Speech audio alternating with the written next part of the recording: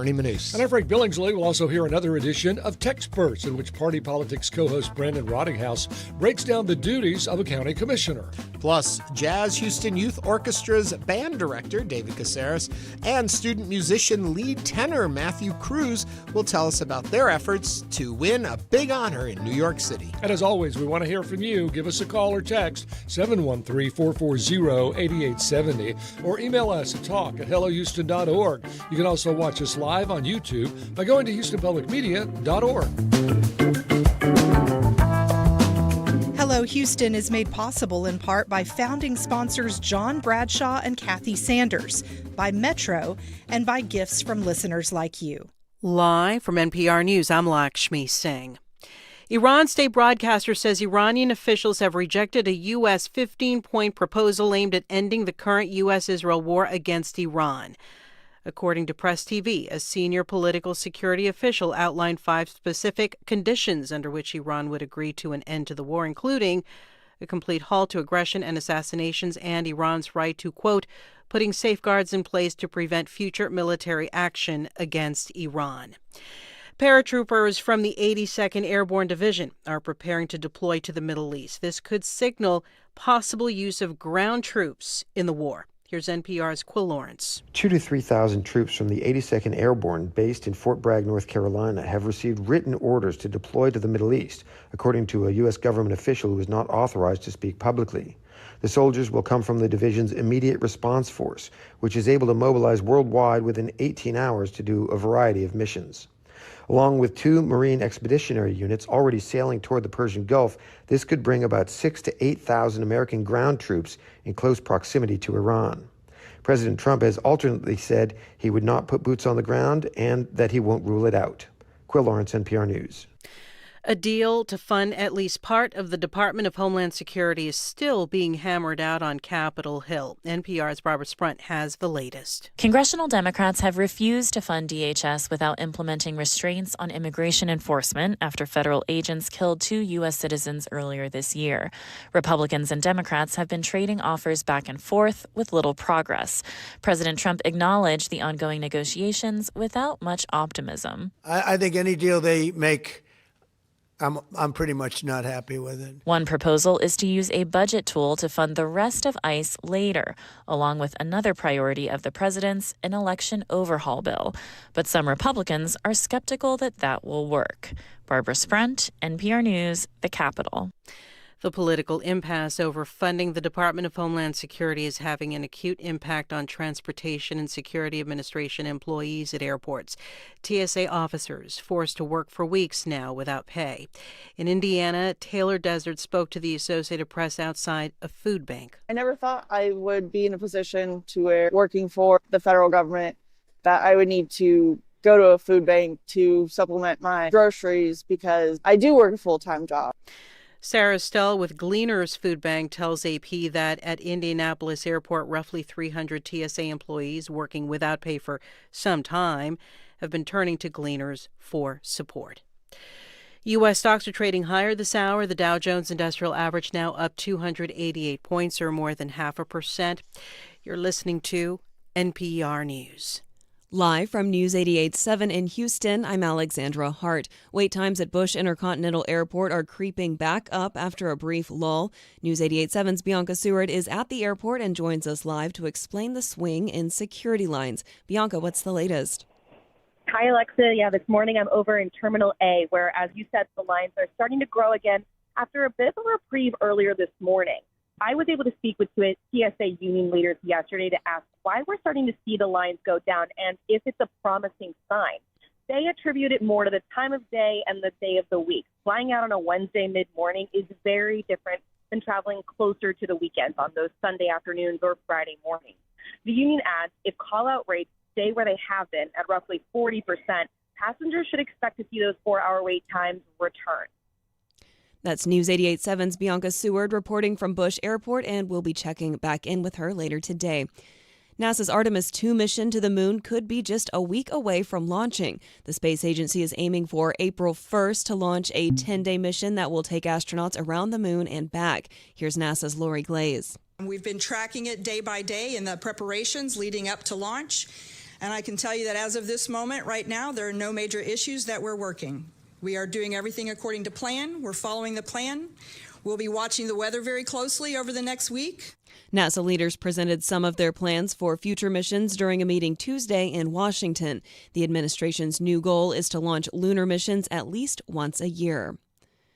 Texas will soon require proof of immigration status for many professional licenses.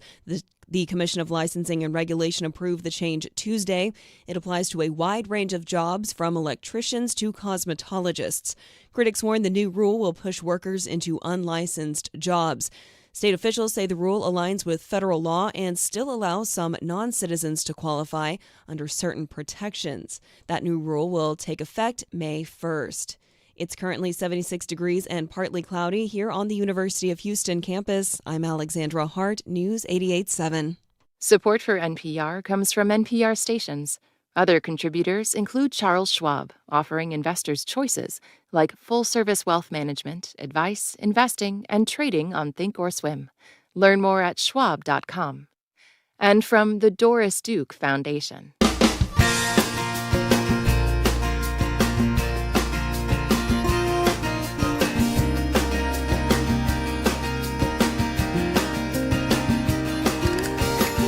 Live from the University of Houston, it's Hello Houston, an open forum on today's biggest stories affecting Houston and beyond. Call now, 713-440-8870, or let us know your thoughts on today's topics by emailing us at talk@hellohouston.org.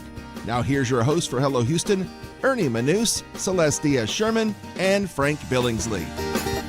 Well, hello, Houston. Hello, Ernie. Hello, Frank. And Celeste isn't gone. We're going to see her in just a second. She is over at CERA, and she's going to be talking to us about what she's doing over there and what's coming. She's got a whole lot of stuff for us for tomorrow's show. Yep. And I'm about to choke on the cookie I was just eating. I had a cookie, too. It was Hold on, breakfast. then you carry the weight for a second. You know, I actually witnessed a little fender bender on my way to work, which I'm in that 5 lanes of traffic under the bridge on 59. And it was right next to me, which I've seen wrecks in my life, like we all have, but very rarely do I see it right next to me. Oh, yeah. And well, then better next to you than being in it. And in my rearview mirror, I saw the flashing lights of the guy that had gotten rear-ended. So it's only going to, cause more traffic problems. You're supposed to pull over, or keep going. I mean, whatever's handy, but don't just stop, right? Right. But anyway, they do. Sometimes they can't move on. They stop. This morning, talking about moving on, so I was very proud. Got all dressed all in black today, as I'm so proud to do, until I got in daylight and realized my pants were navy blue, but everything else is black. I'm sure it happened to Johnny Cash more than once. So much for that. These are the important things we talk about. But in addition to car wrecks and fashion faux pas. Fashion wrecks. How's the weather looking? That's something good. It's the same. We didn't have too much fog this morning. It's nice and clear out there.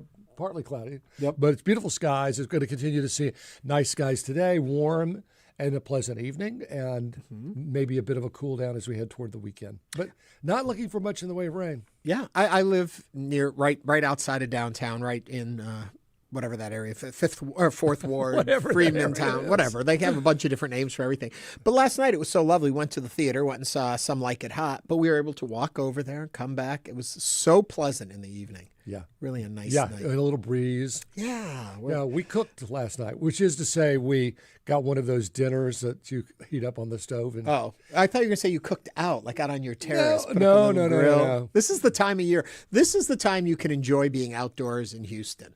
And also remember, when you think about going outdoor, think about voting. I had a vote yesterday. I voted yesterday. Absolutely. Yep. It's the best advice you've ever given everyone, right? District C, which is big and rambles all around our area. So check and see if you're in District C, you are voting for your city council member to represent you.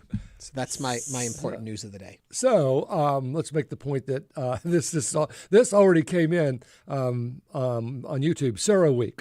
Are all those people going to wait in those TSA lines when they have to leave? Oh. I know. So, well, you know what's great about that comment is it hits 2 different remotes we've got going on at the same time today. We've got someone over at TSA, and we happen to be fortunate enough that we have Celeste Diaz-Sherman, who usually sits at the table with us. She is out at the George R. Brown for CERAWeek. Hello there, Celeste. Hi, Ernie. Hi, Frank. Hey. That's right. I am here at CERAWeek by S&P Global. How does it look? Is it packed there? It is absolutely packed. And I heard you talking about TSA lines, and that's definitely one of the conversations that is happening. But what makes CERAWeek so unique is not just the number of people that are here, but the caliber and level of conversations that are happening. I would say there's CEOs, diplomats, energy executives, all talking about the energy transition.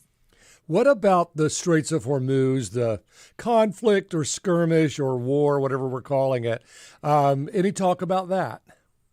Oh, absolutely. I think that's exactly what's happening right now in real time. What we're seeing is that usually this would be a conversation between global energy leaders about the energy transition. And in real time, they're recalibrating and they're looking at the Middle East. And as we see tensions rising there and what's unfolding in Venezuela, the conversation around decarbonization of the ecosystem is also shifting towards energy sustainability, energy affordability. And one of the top ones, to your point, Frank, is, I would say, energy security.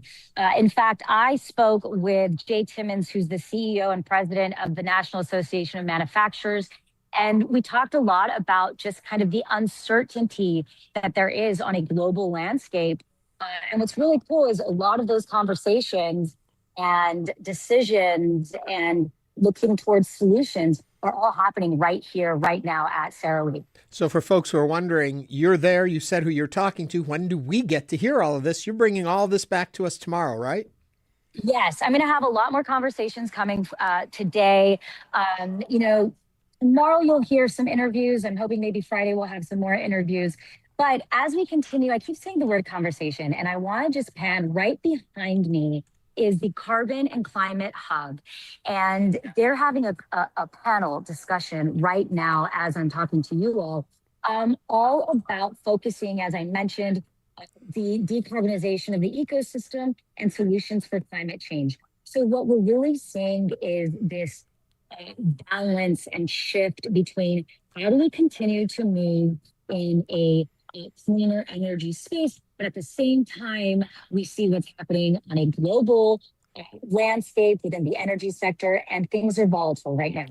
Lots of conversations about what's happening, again, in the Middle East, but there's also a lot of uncertainty. So I think one of the trends and something that I'm seeing is people are treading lightly about what comes next, because I think we just don't know yet. But a lot of those conversations are happening here, and I'm going to try to kind of bring those to you all tomorrow as well as Friday.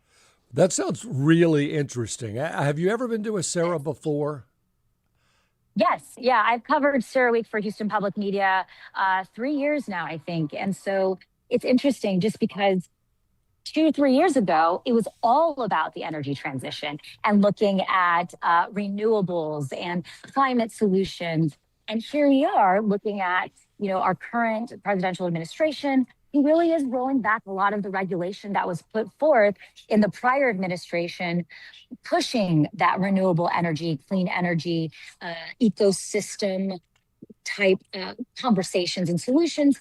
And here we have, as we saw, as we talked about yesterday, our government, essentially this administration is saying, hey, no, we want to go back to more traditional oil and gas. We want to move forward with what we already know. One of my big conversations that I had earlier, again, with Jay Timmons from the National Association of Manufacturers, was exactly looking at how policy right now being implemented through this administration is affecting the greater landscape within manufacturing, supply chain, energy, and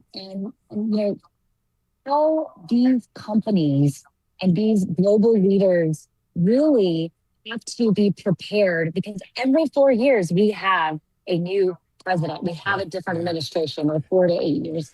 So Celeste, lots of very interesting conversations happening. This definitely feels a little different than prior CERAWeeks, for sure. We'll let you get back to those conversations. We look forward to having you back in studio with us tomorrow with what you have gathered there at CERAWeek, and thank you for covering it.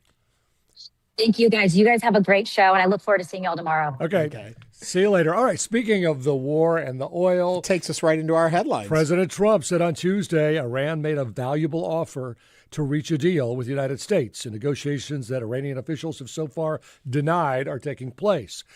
He would not specify what the offer was, said it was very significant, a prize related to the Strait of Hormuz. Quote, "We've won this. This war has been won," end quote. He declared that in the Oval Office. Iran's like, what?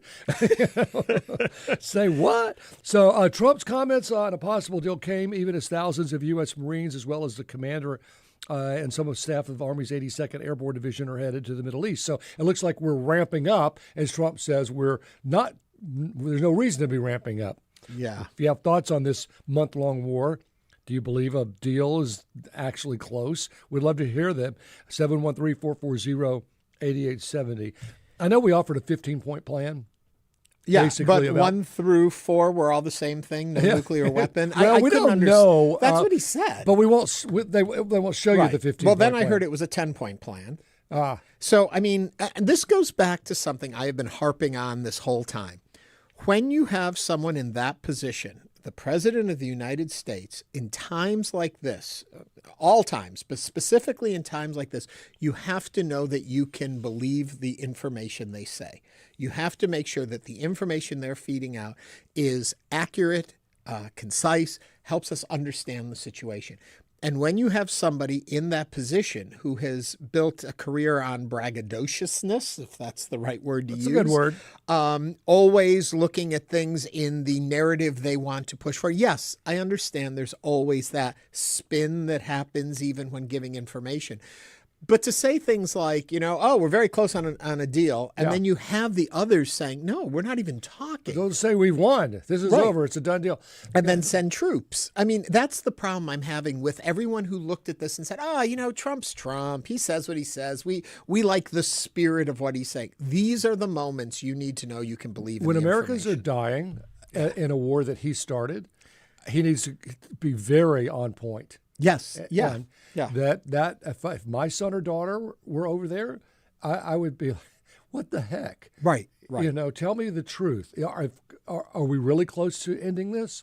Are we not? But don't just say it because you want to feel good about yourself. Well, you watch the stock markets go up and down by the comments he makes. And oftentimes, we've taken he this almost tariff enjoys off. that. Right. He controls that to the point that how do outside investors, I don't understand how people are still investing. You just stay with it. You don't know. Well, how can you follow what he says, or are you just playing riding the roller coaster with him? He says this, you pull out. He says this, you go back in. A lot of it follows the Asian markets, and they go way up and down, especially the Nikkei.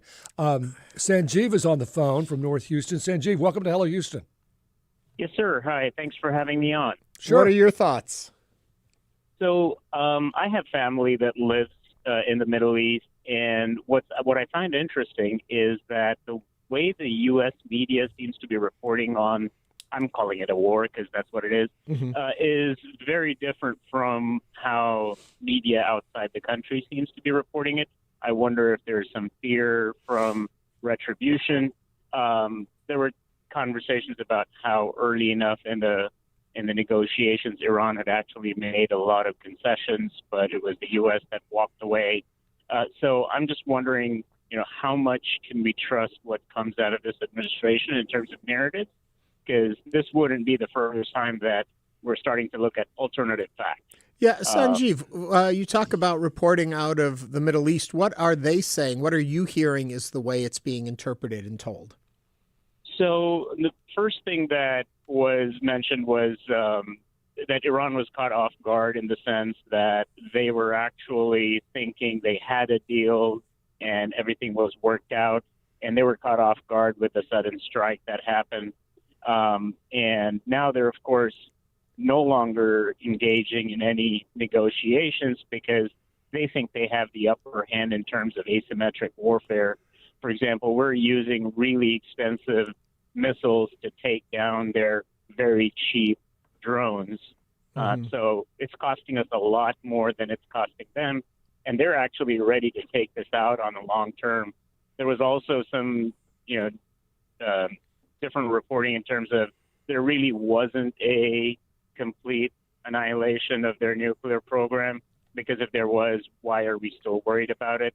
And the Arab countries are actually thinking that they didn't want this. They were blindsided by this engagement as well because they become the natural target. So the conversation externally actually seems to be that people are drawing lines. And this is where I stop believing them, is where they say, well, this is probably because the president is beholden to Netanyahu for helping him during the elections with the Palestine war narrative and breaking off the Arab American vote from Biden. So there's a lot of conversations there, but I don't engage in conjecture. Yeah. Thank you for sharing with us what you did. They're just as confused as we are. Yeah. And I wonder, Trump does come from an era of Vietnam, not that he actually went, right?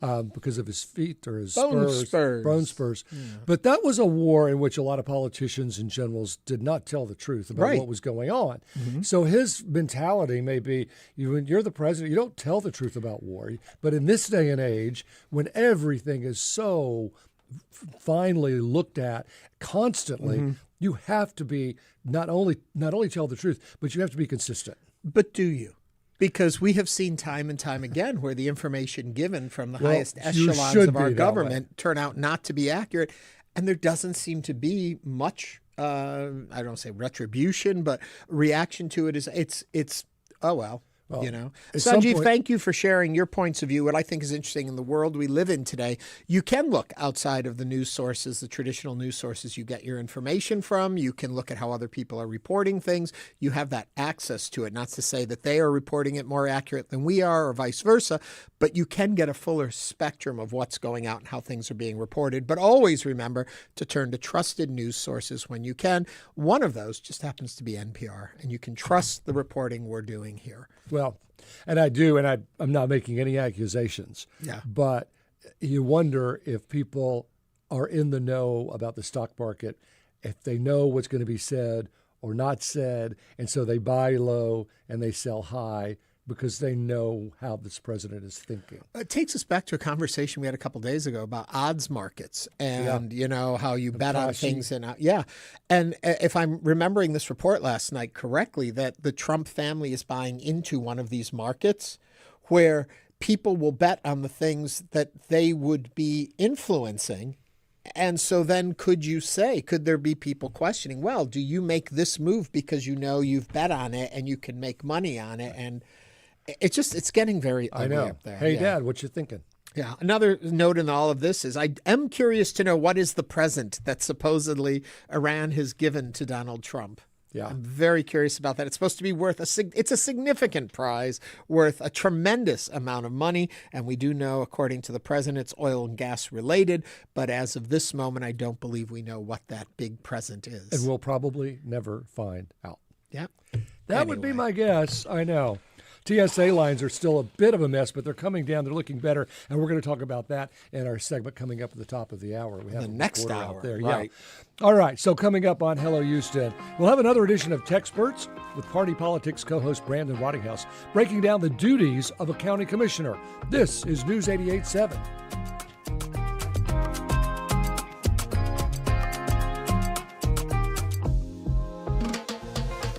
Meet Dio Choco.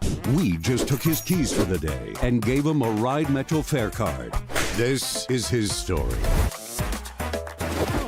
Visit ridemetro.org/Choco to find out where is Choco. Houston Public Media. You'll get access to PBS Passport that lets you watch your favorite programs anytime you want. Support the programs you love and enjoy them on your own schedule with PBS Passport. Make your gift now at houstonpublicmedia.org/donate.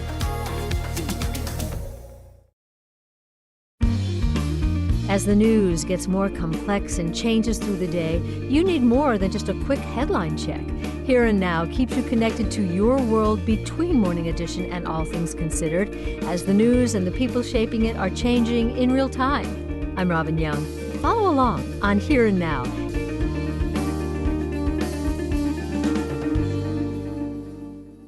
here and From now. black rain every to Monday oil through fires that blaze for days, the war in Iran is having devastating effects on the environment, effects that could hurt human health for generations. We talk through the long-term harm that comes with conflict as we near a month of fighting, plus the impact of other global conflicts on communities and the natural world. Next time on 1A. You can hear 1A coming up today at 2 o'clock. Support for Houston Public Media comes from Metro, introducing the Ride Metro Fare Card. The Ride Metro Fare system replaces the Metro Q Fare Card for bus and rail fares. Details at ridemetro.org/fare system. Support for Houston Public Media comes from Bayou City Art Festival, March 28th and 29th in downtown. An outdoor gallery with over 200 artists, entertainment, and food. Tickets at BayouCityArtFestival.com.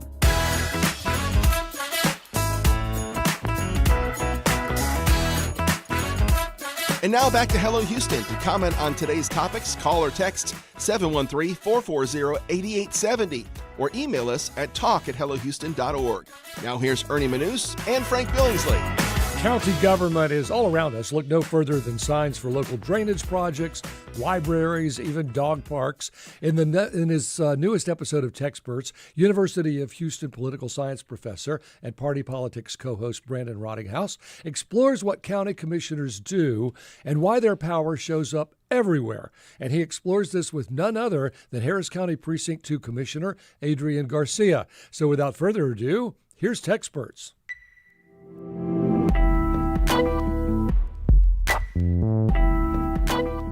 Welcome to Texperts, Houston Public Media's short primers on Texas government. I'm Brandon Rottinghaus, a political science professor at the University of Houston. This is my dog Annie at a local dog park. You know the ones, sponsored by county or city officials. Our visit to the park today was prompted by a listener question. My name is Doug Schuler, and I've been living in Houston for about 30 years. I've been bothered by this for a long time. Pretty much each weekday morning, I take my dogs, Adani and Onyx, to Harris County Dog Park on West Park. A couple times a week, there are county vehicles there cutting the lawn or fixing something. County Commissioner Rodney Ellis has his name on almost every vehicle, as well as the sign for the park. My question, why do we allow county commissioners to put their names on all our stuff? If you've ever driven down a freshly paved road, crossed a new bridge, walked a shaded trail, or noticed a sign that proudly says, "This project funded by your county commissioner," then congratulations. You've met one of the most powerful figures in Texas government, even if you don't know it. Today on Texperts, we're talking about Texas county commissioners, who they are, what they do, and why their power shows up everywhere from highways to parks, and yes, on a whole lot of signs. Every Texas county, whether it's tiny Loving County or massive Harris County, runs on the same basic model. At the top of county government sits Commissioner's Court, made up of one county judge elected countywide and 4 county commissioners, each elected from a precinct. Commissioners serve 4-year terms, and together with a county judge, they form the main governing body of the county. Think of county commissioners as a blend of city council, a budget committee, and a local infrastructure authority, all rolled into one. And here's the thing to remember. There's no separate county legislature in Texas. This is it. What do county commissioners actually do? County commissioners aren't just symbolic officials. They're hands-on policymakers with real authority. They help decide how the county budget is spent, which roads get built or repaired, where bridges, drainage projects, and flood control happens, whether new parks, libraries, trails, and community facilities get funded. In practical terms, county commissioners are infrastructure decision makers. If it involves concrete, asphalt, steel, or public land, there's a very good chance a county commissioner had something to do with it. And unlike members of Congress or the Texas legislature, commissioners focus almost entirely on local, tangible outcomes. You might not remember how they voted on a resolution, but you'll remember whether your roads flood. So let's talk about those signs. If you've lived in Texas long enough, you've definitely seen them. Road improvements funded by County Commissioner Precinct 3. So why are those signs everywhere? Because commissioners have budget authority and project oversight, and signage is one of the ways counties communicate how public money is being used. But let's be honest, those signs also serve a political purpose. They do three things at once. They inform the public about where tax dollars are going, they claim credit for visible improvements, and they reinforce name recognition for elected officials. And here's the most important legal point. These signs are generally allowed because they're considered government speech, not campaign advertising. County commissioners operate in a world where visibility equals accountability. And the signage attached to those projects helps translate public spending into political credit. In many ways, county commissioners are the closest thing Texas has to retail infrastructure politicians. That's because county commissioners rarely get the media attention of governors or legislators, but their decisions often have a more immediate impact on daily life. They shape commute times, flood risk, access to green space, community development. And they do this with budgets that can run into the hundreds of millions, even billions of dollars in a large county. Yet turnout in commissioner elections is often low, and many voters couldn't name their commissioner if you ask them, which is ironic because their work is literally written on the landscape. Texas county government reflects a broader Texas political tradition: decentralized authority, strong local control, and practical project-driven politics. County commissioners aren't there to debate abstract ideology. They're there to fix things and then put a sign next to it so you know who helped make it happen. We talked to Harris County Commissioner Adrian Garcia about the role and function of the County Commissioner's Court.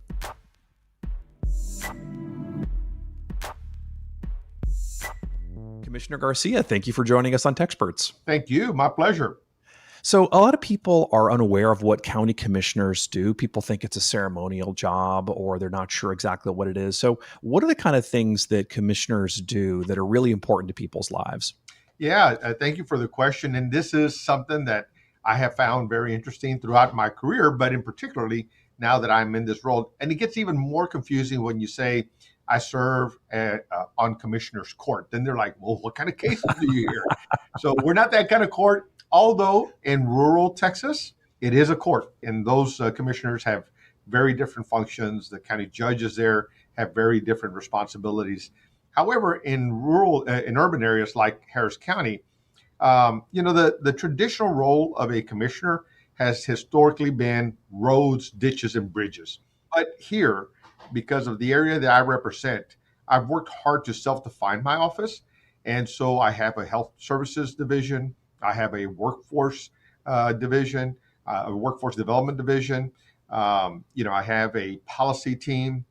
So I've constructed my office, if you will, to help me address the needs that exist in my precinct. And the issues that have generated those kind of thoughts are the fact that my precinct has the lowest median income of all of Harris County. My precinct, as a consequence, I believe, has the lowest homeownership rate. And my precinct has the lowest educational attainment rate at the high school and post-high school level, not because we don't have bright people, but I think because of the low median income. I think a lot of young people make difficult decisions on behalf of their families. And then I have the highest number of children and families that are either uninsured or underinsured, and have the highest number of healthcare and healthy food deserts. I have the highest rates of cancer in some areas of the precinct of the entire county. And in some areas, I have the highest rates of cancer in the state. And then as a consequence of all that, Brandon, I have the highest mortality rate by 20 years. So it's hard for me just to care about roads, ditches, and bridges, although it's very, very important to my area. I got to make sure that I'm thinking about the people in my precinct as well. Yeah. I'm interested in the collaborative part of this too, so that obviously on Commissioner's Court, you're one of 4 people who are commissioners, including, and then plus the county judge. And then you've got the city of Houston, of course, nestled in the county. How do you kind of negotiate policies and projects across all these different interests that are happening in a huge and expanding place like Harris County? Yeah, it takes conversations. It takes relationships. It takes willing to sit down at a table and listen to each other, regardless of what level of government it be, whether it's the federal level, whether it's a state level, whether it's other local levels. It's all about making sure that you're hearing each other. And then you're finding where the common collaborative points might exist. As an aside, Mayor Whitmire and I talk about the amount of work I'm doing inside the city of Houston related to infrastructure. In my precinct, years ago, when I came in and I visited with all my mayors, and heard that they were thinking about projects that they had been promised by this office. But when I went back and did my research, their projects were in many different places. Some hadn't even started as they thought they had. So I constructed a program called the Partnership Project Program. It's a very transparent way for the cities and the entities in my precinct to collaborate with me to submit their infrastructure priorities. And then we evaluate them together. So no one feels like they're being left out. No one feels like they're a favorite or a non-favorite. It's very, very transparent. And we, as a consequence, have taken that program. It is now being implemented countywide with our Harvey bond, with our infrastructure bond, and with some of the other resources that we tend to share with all of our other partners.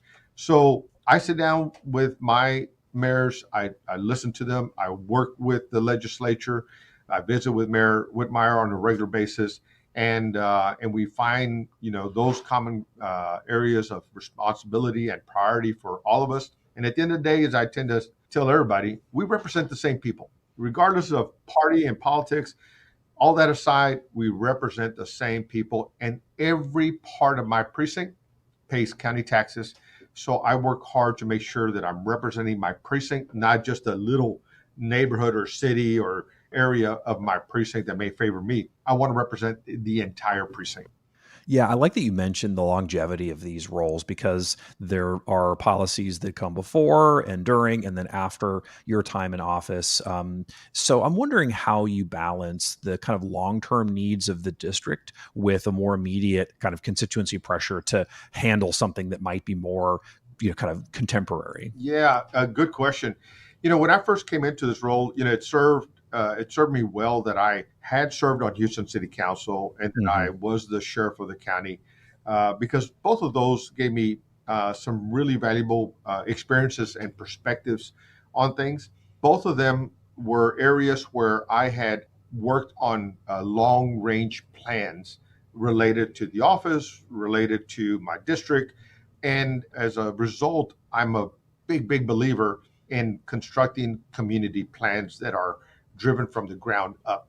One of the first things I did when I came into this role was to visit with every neighborhood of my precinct and construct a community plan. It all identifies, number one, the needs that the areas have, the wants that the areas have, and if we all happen to win the lotto, then what would be nice to have. And so, but those community plans, my office uses on a regular basis to check off the things that the community identified as priorities. And then we work hard to construct the connectivity of all the work that we're doing to ensure that those plans are being given life, and they're not just plans that are sitting on a shelf collecting dust, but they really do drive my work, Brandon, because I feel strongly that I had the community sit down and give us input and talk about things and give me of their time to have these conversations. So I want to be respectful of them. And so these community plans is really the Bible of this precinct. I use them to really think about, what should come next. Now that we've gotten this done, what's next? What else did the community identify, and what more do we have to be doing? Yeah, I like how you reference the need to have more resources. Winning a lotto would be great, and obviously all things can be taken care of, but that's a challenge in a world where things are pinched, and obviously there are severe restrictions on this. So what's one thing that's most misunderstood in your mind among the public in terms of how county money gets spent? I think that's a good one. I think historically people think that the cities and look, to a certain extent this is true, that historically county dollars were only spent in the unincorporated areas of the county. I remember a state senator come in before Commissioner's Court decades ago complaining that the community wasn't getting enough return on investment inside the city of Houston that they were giving in terms of the county coffers. And so I remember that conversation. So I think that is one of the biggest things that is misunderstood today, and that is that are we really getting any of our money back? And the short answer is absolutely yes. And so I point to everything on my website because everything is transparent. The partnership projects are there. How much money we're spending is there. When the projects are starting, when they're being completed, who's doing the project, what city and what entity are we collaborating with. So that has, I have found, has been the thing that people misunderstand. Are we really getting, the county taxes that I'm paying? Am I really getting it back in my community? And so today I can tell you with all certainty, the answer is absolutely yes. That's great. And last question is about legacy. It's a question about leaving a lasting policy impact on a district. You've talked about a lot of different kinds of policies. And I'm wondering, in your mind, if a county commissioner wanted to leave a real legacy, what kind of projects are the ones that stand the test of time?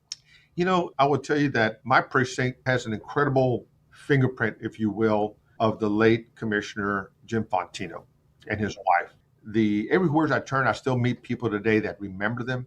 And a lot of the things that we do as a precinct and as a county were started by Commissioner Fontino. And so he started our senior services program. He started our senior meals program. He's the one that gave life to the idea of county community centers and county annexes. So his legacy is profoundly visible and obvious to many. They may not know it was him, but the reality I do know, and I work hard to make sure that we remember that he was a contributor to that.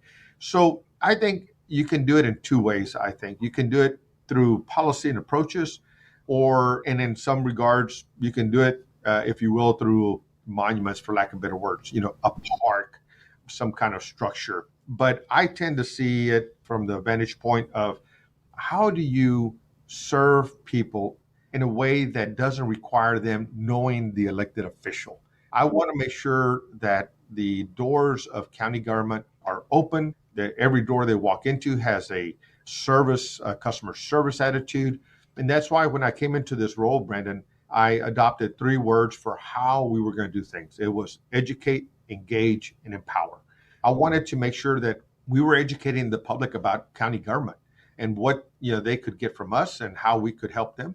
I wanted to make sure that this office was engaging throughout the precinct, as I mentioned, because when I was interviewing for this role, a lot of people were saying, well, that neighborhood seems to get everything, or we only get this, or we don't get that, and we don't get anything. It was really a feeling of haves and have-nots. And so I wanted to eliminate that. And so I said, the only way to do that is to make sure that we're engaging every area of our precinct so that everybody knows that I represent the precinct, not just a particular area. And the empower side is that, look, whether people know me or not, I want to make sure that when they touch my office, that they walk away a lot better than how they were before they came into contact with us. So empowerment is a big thing for me. And in fact, I just visited my Veterans Affairs office. I'm the only commissioner with a Veterans Affairs office. And the thing that we were talking about there is how to convert that particular facility into more of an empowerment center for our veterans, because we want to make sure that they're treated as our nation's finest. They served us honorably. Some of them have left their service a little damaged than how they started. And so I care about our veterans, and I want to make sure that we're doing everything we can to empower them. So that's a word that isn't just a word. Rather, it is a approach and an attitude that I ask my office to take on as they're working with the public of Precinct 2. Commissioner Garcia, thank you so much. You're welcome. Thank you. Thanks for listening to Texperts, and thanks to everybody, cast and crew here at Houston Public Media, for making it happen. That was Brandon Rottinghaus, the University of Houston political science professor and co-host of Houston Public Media's Party Politics. He spoke with Commissioner Adrian Garcia of Harris County Precinct 2. All episodes of Texperts are available to listen to on our website. Just go to HoustonPublicMedia.org and search Texperts. All right, coming up, the Jazz Houston Youth Orchestra. They are amazing and doing all kinds of things. Stay with us as Hello Houston continues.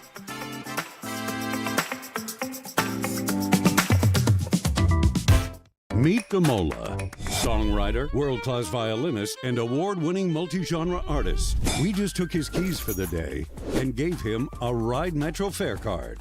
Visit ridemetro.org/Damola to learn more about his ride. to raise interest rate targets. I'm Kai Rizdal, monetary policy and the price of oil. Next time on Marketplace.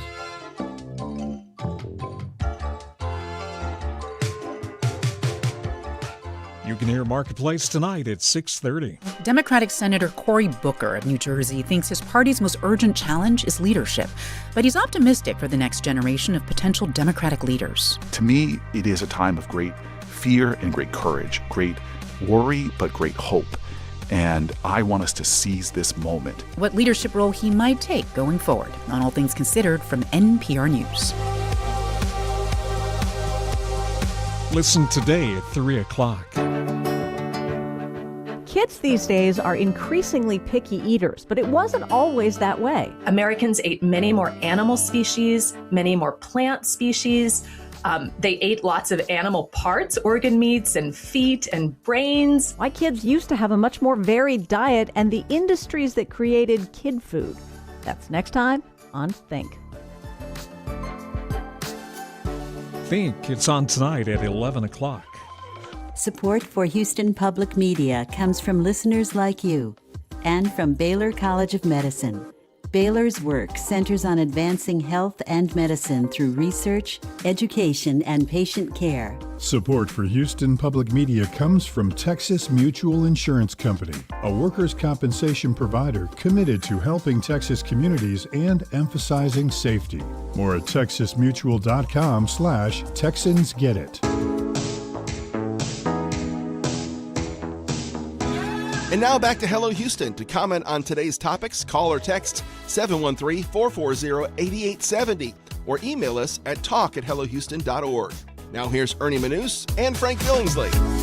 A group of talented young musicians from Houston are getting national attention after being selected for one of the most prestigious high school jazz competitions in the world. It's amazing. I take those pauses so you can understand the significance. The Jazz Houston Youth Orchestra is heading to New York City this spring to compete in jazz at Lincoln Center's essentially Ellington Festival.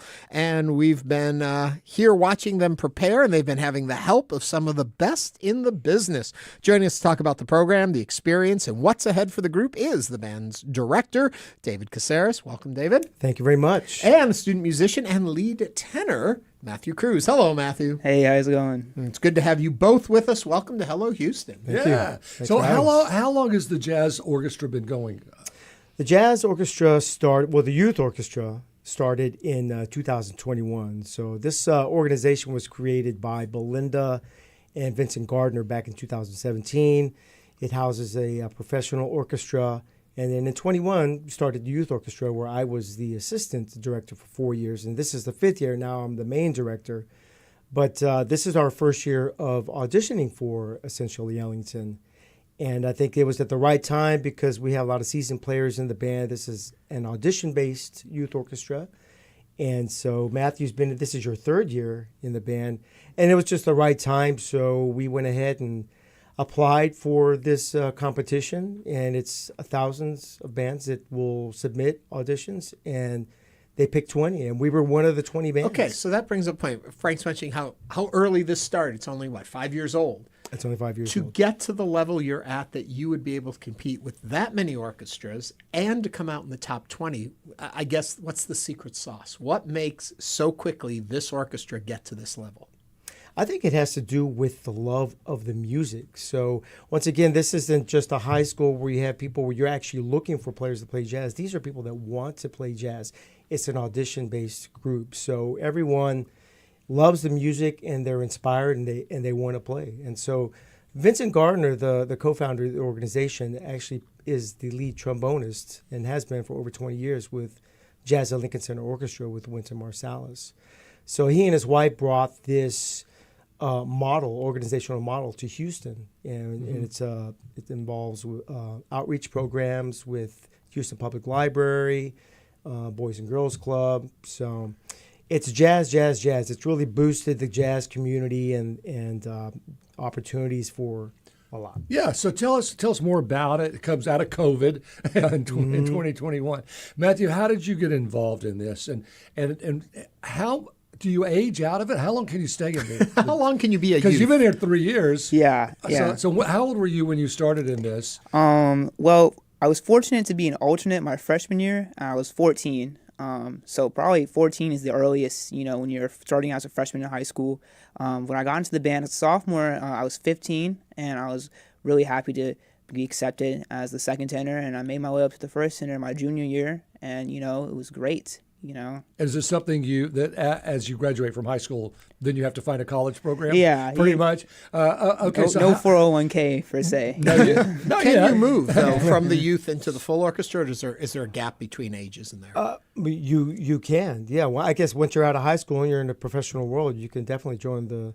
But I would say that the people that are serious about music in this youth orchestra usually leave and go to college somewhere else. And I know that Matthew's his goal is to be in New York City, which is where the best of the best are. So if you go to this competition, you might skip the bus ride back and stay in New York because you'll already be there. All right. So how did you find out about this program?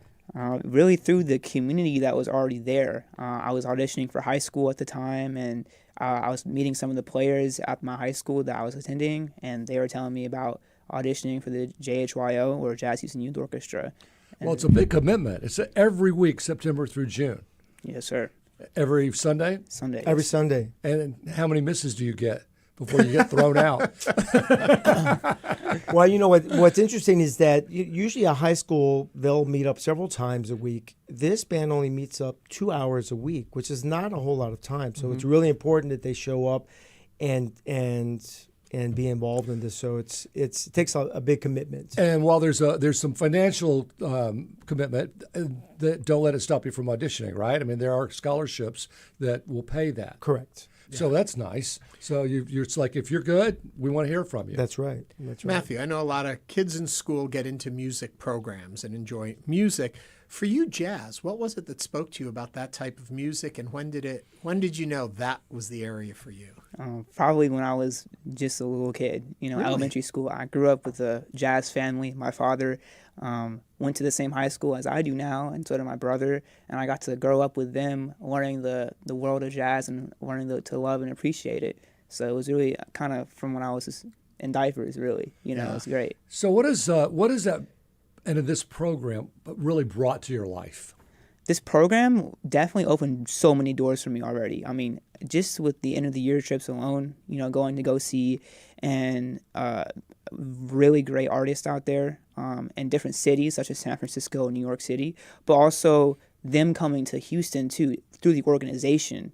We've had great artists such as Etienne Charles come through, and it was just a pleasure to go and see, and also be able to go attend for free, being a member of the orchestra through the organization's benefit of having them come through. It's got to be a real confidence builder for these kids, right? Yeah. I mean, it gives you that, just like anything you excel at, makes you more confident about yourself. I would think that sort of carries you every day. Yeah, I'm fortunate to have that confidence because it's all uplifting each Sunday. You go in there and you never come out disappointed or feeling bad about yourself. You go in there wanting to learn more, actually, and wishing the 2 hours never actually ended each Sunday. Sometimes I wish I was there for many more hours just to get the knowledge of, of other students there who are also there, who want to be there, and it's great to be in that environment in Houston. Well, David, sorry. I was just going to say, I love seeing all these kids I say kids, I don't mean to offend you, these young people. Yeah. Don't worry, he calls me a kid. Yes, everybody's a kid to me these days. All dressed up in coats and ties and so respectful of the jazz profession, and, not showing up like I did today in a Henley, but, really going all out. Yeah. It's nice. David, in the intro, we read that you're preparing with the help of some of the best in the business. Who's helping the kids prepare? Well, we just had a workshop with a great trumpet player and educator in Chicago named Perez Whitted. So we had a 4-hour workshop on Sunday, and it was amazing. It was about feeling the music, because this music is felt. It's not just read. It's not just music off the notes, quoting Wynton Marsalis. And he really stressed that, and it made a huge difference in the way the band sounded. I mean, they're really feeling the music, and it was really special to have him here. Yeah, Matthew, what did you take from that? Yeah, ultimately feeling and listening to everybody else. It's not really all about you in a big band like that. And so we were really we were just really focused on each other playing as an ensemble. Yeah. And it was great because we heard active like improvements and like more of a locked in energy after he said some great things to our rhythm section. And even myself, I even felt more just uplifted and more like so direct in my playing. And everyone kind of came in and created this great bubble of just music. And David, I guess that goes to another question I have. With just 2 hours a week, with seasoned musicians, are they just coming together to work through the charts of what they're going to be playing? Or is there time for growth and learning and evolution? And from what I'm hearing here, there absolutely is. Well, in these 2 hours, it's not only about the music. It's about consideration, being considerate of the person next to you. It's about listening to others. It's about the integrity of the music. So there's a lot of life learning lessons that we include in these. Into those 2 hours. Oh, yeah. It really is teamwork. It is teamwork, yeah. And I like that. I've heard Vincent Gardner say that several times. It's just about, it teaches kids how to be considerate because it's not a group effort. I mean, it's a group effort. It's not just about yourself. So to get to this this Ellington Prize, right? And your 20 have been selected out of thousands, I guess, or at least hundreds. At least hundreds. Does it start with like a YouTube submission of your work, or and where does it go from there? It's basically 3 recordings. So you select from Duke Ellington's library, and they select the songs that you can choose from. You record 3 songs, and you submit them. And they rate them, and they pick the band that presents that. And so the 20 groups in New York will be live, I guess? They will be live and compete against each other. Is it first, second, third, or first takes the prize? There's the top 3 bands, but there is a first place. Okay, so what's the game plan? How are you going to win it? Yeah, let's get going. What can we do to help? Well, I've got the best of the best. These kids are great, and they're sounding amazing. I think we have a good chance. So when looking at it, what are the pieces of music you choose for them to do? And are you thinking competition-wise about what you're picking, or are you thinking what do they perform best is what you're picking? You pick the music that represents the strength of the band, which is really all over the place, but also having a variety, having something that's maybe Latin, having a swing bebop tune, and having a ballad. So that features the diversity, and it also features the top guys in the band, which happens to be Matthew. Matthew's really the leader in this band, and he inspires a lot of the kids that are in the band. So, Matthew, can you walk into that not being nervous about competition and just being in the zone of playing with the band, or does the weight of the situation weigh on you? I'd say that the way the competition is there, but I mean, we're all persistent in the way we practice, and we're all really consistent too. You know, we kind of know what's there and out there, and we're hungry for it. So, when is the competition actually? When do you go to New York? On the 29th of April, and we'll be there for that first weekend of May. So it's a 3-day event where you have jam sessions with the other students and also with members of the Jazz Ellington Center Orchestra, which is amazing. We're going to be interacting with those musicians, which is some of the best musicians in the world. Speaking of the best of the best. Early congratulations. I think you're going to win. Well, thank you. Frank voted for you already. Jazz Houston Youth Orchestra Band Director David Caceres and lead tenor Matthew Cruz, thank you for joining us. Good luck. Thanks for having us. You have to come back and let us know how it all turns out. All right. Coming up, we're going to continue to discuss today's top headlines. In our next hour, we'll also be discussing the state of vaccine recommendations. You won't want to miss that. Stay with us for the second hour of Hello Houston. Stay tuned. There's more Hello Houston on the way with Ernie Manous, Celeste Diaz-Sherman, and Frank Billingsley. For the latest in local news, subscribe to the Hello Houston daily newsletter at HoustonPublicMedia.org. Hello Houston is a production of Houston Public Media. The opinions expressed by the guests of this program are solely their own and do not represent the views of management, staff, or underwriters of Houston Public Media. This is News 88.7. This week on This American Life. Hello? Hey, Mom. Yeah. It's Ira. Yeah. Back in the early days of our radio show, I did a series of interviews with my parents that, no kidding, completely changed my relationship with them. Have you done this? Have you gone to a restaurant with Dad and pretended that you didn't know each other? No. No. But if you did, you're saying that We've gone to restaurants with you and pretended we didn't know you. Oh, my God. My parents, this week. You can hear it coming up tonight at 10 p.m. Support for Houston Public Media comes from Metro. Introducing the Ride Metro Fare Card. The Ride Metro Fare system replaces the Metro Q Fare Card for bus and rail fares. Details at ridemetro.org/fare system. We'll have sunshine this afternoon, warming up to around 84. Tonight's low 65, currently 76. This is your NPR station, KUHF, Houston. News 88.7, a service of the University of Houston.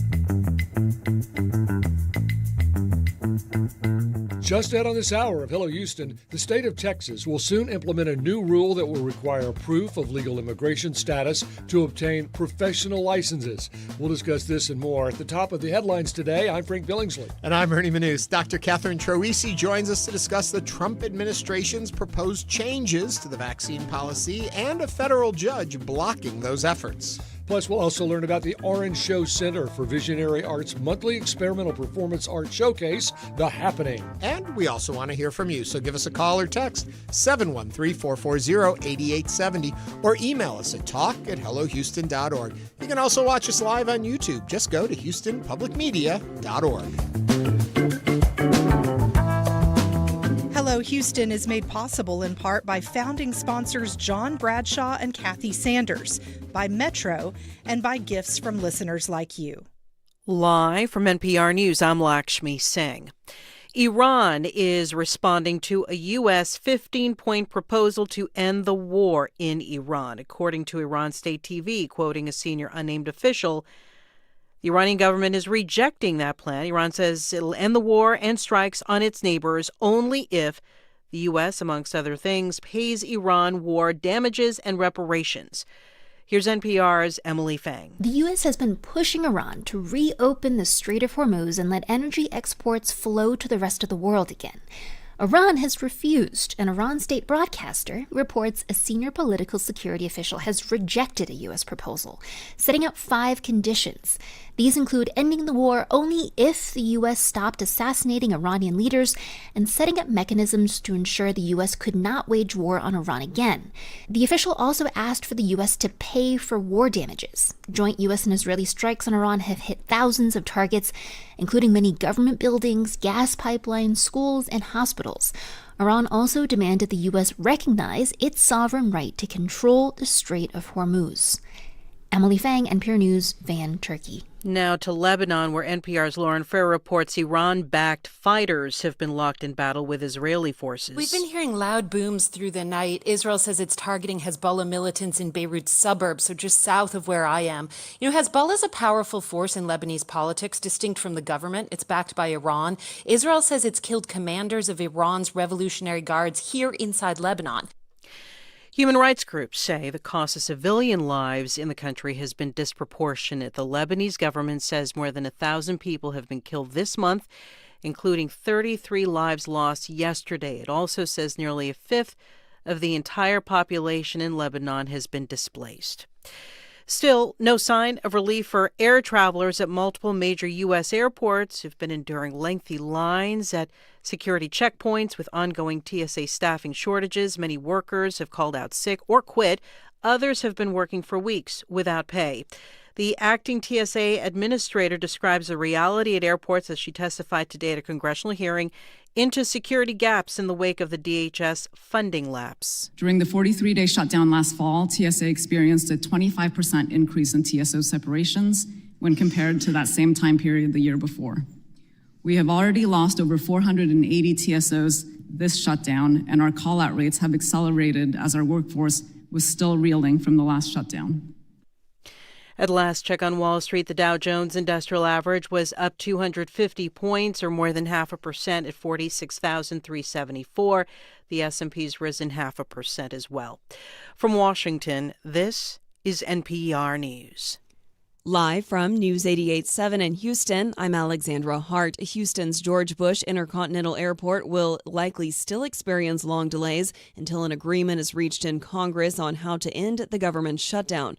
That's according to Brandon Rottinghaus, political science professor at the University of Houston. TSA workers are not getting paid throughout the shutdown as Republicans and Democrats work out an agreement over ICE funding.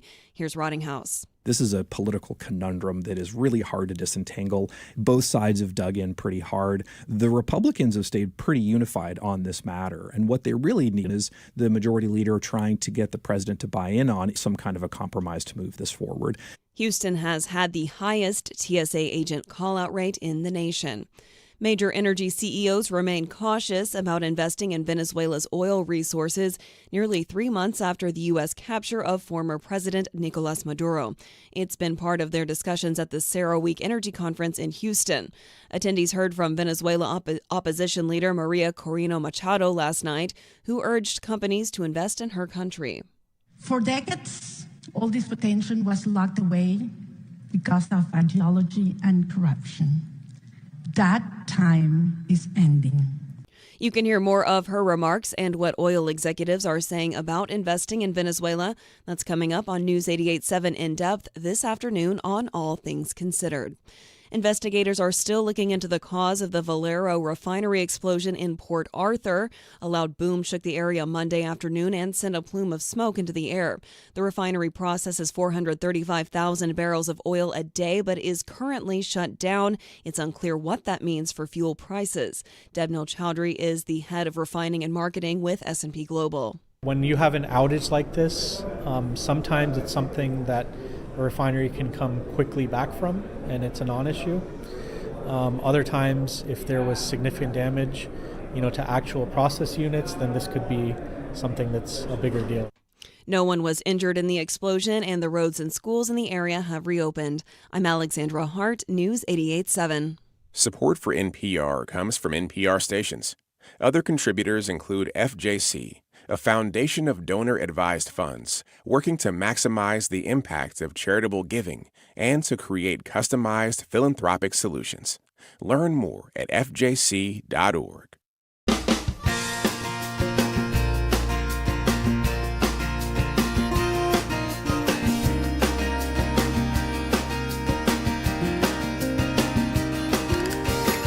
Live from Houston Public Media and News 88.7, it's Hello Houston, an open forum on today's biggest stories affecting Houston and beyond.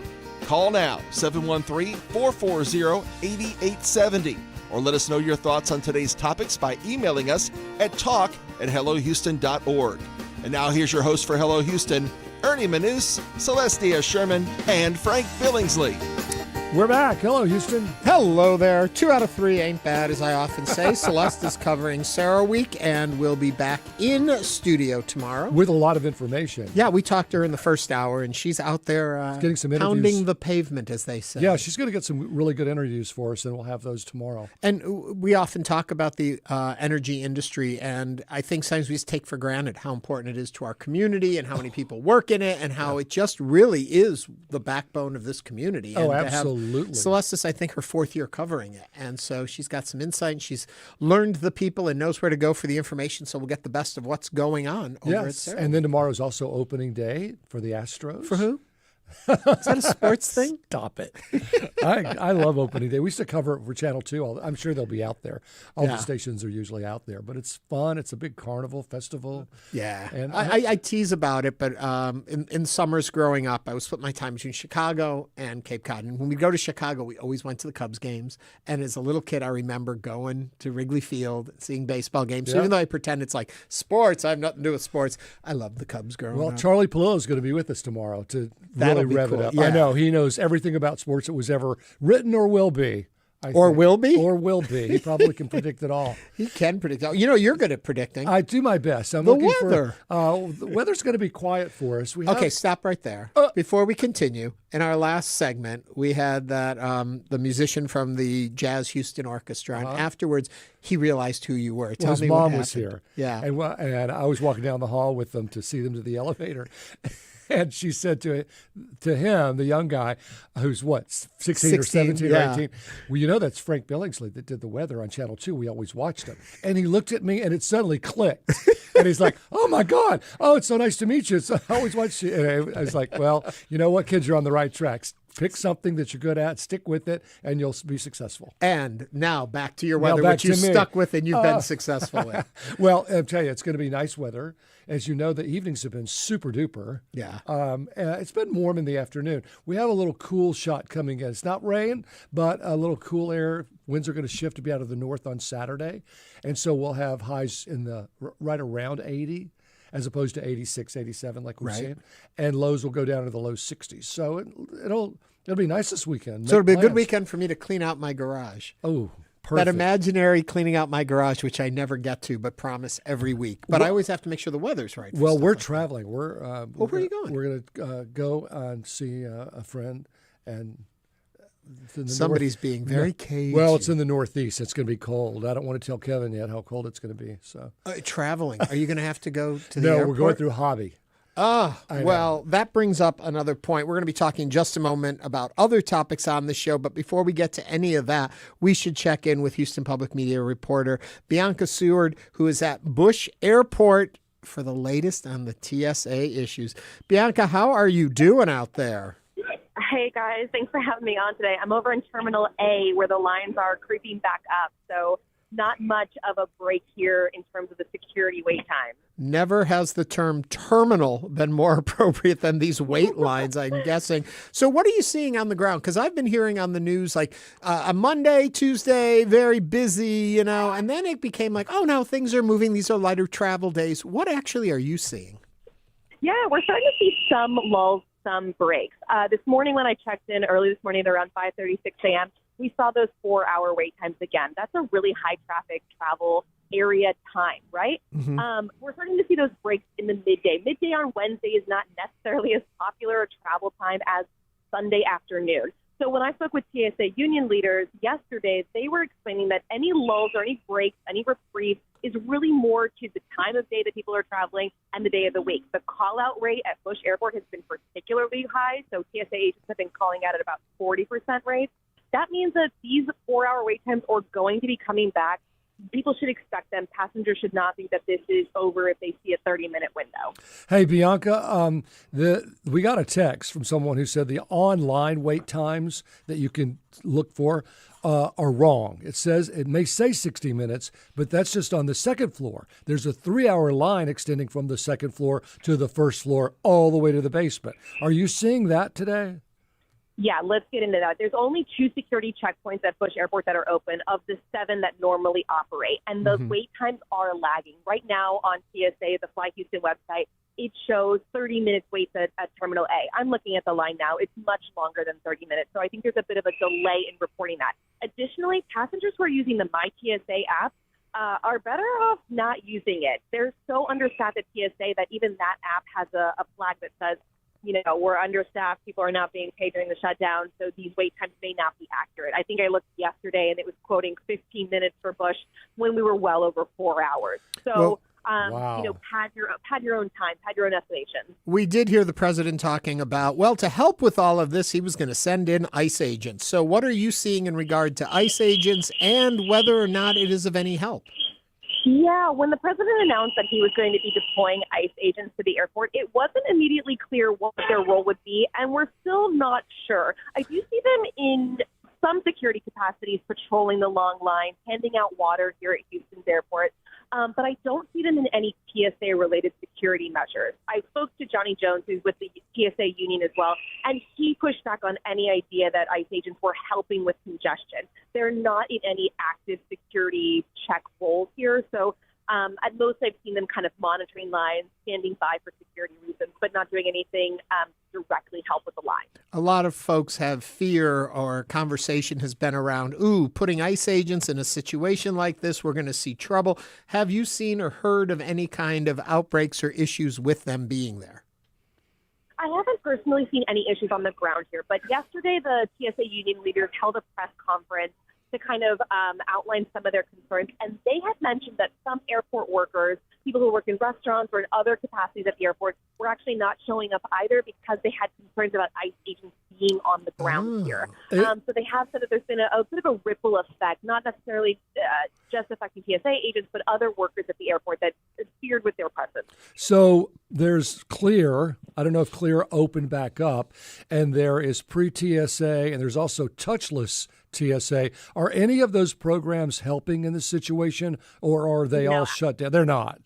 Yeah, absolutely not. Any expedited security lanes, those Clear, those pre-checks, those those fast passes that people pay for are completely closed. There's just not enough TSA agents to help man that effort. So even though Clear is a private company and might be able to keep operating, there's nowhere, once you press Clear, there's no expedited line to see a TSA agent quickly. So everybody is going through normal screening, and it's created quite the backup. So I wonder, Bianca, I don't know if you've had a chance to check on this, but let's say that all these people are getting to the airport 4 hours early, and let's say that a lot of them are checking their luggage.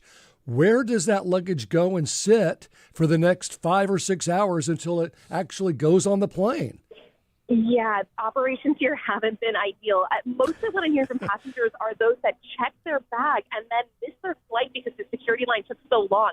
Getting the bag back has been a bit of a nightmare. So all in all, top to bottom, the experience at any airport here in Houston is a difficult one.